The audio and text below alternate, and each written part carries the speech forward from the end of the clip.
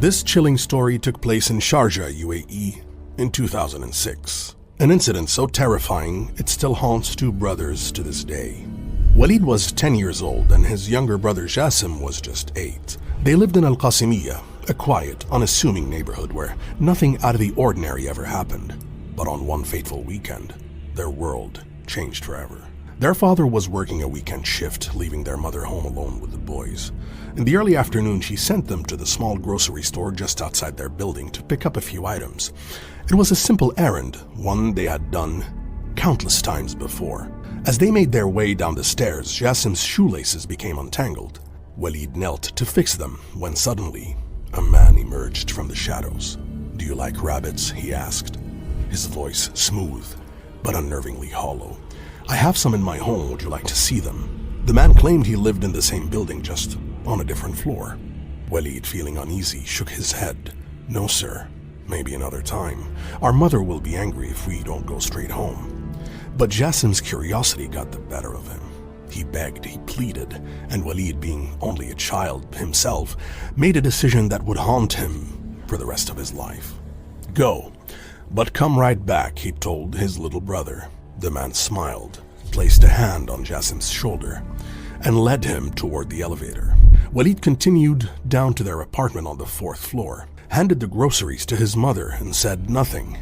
He assumed Qasim would be home in a few minutes, but an hour passed.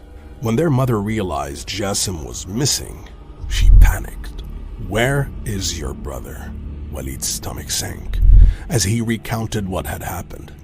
His mother's face turned pale, her screams echoed through the building, and within minutes their father and the police were called.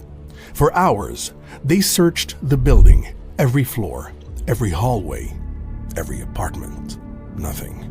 Then, just before midnight, someone spotted a small figure standing alone at the end of the street. It was Qasim. He was unharmed, but his face was blank, his eyes distant. When the police asked him what had happened, his answer sent chills down everyone's spine.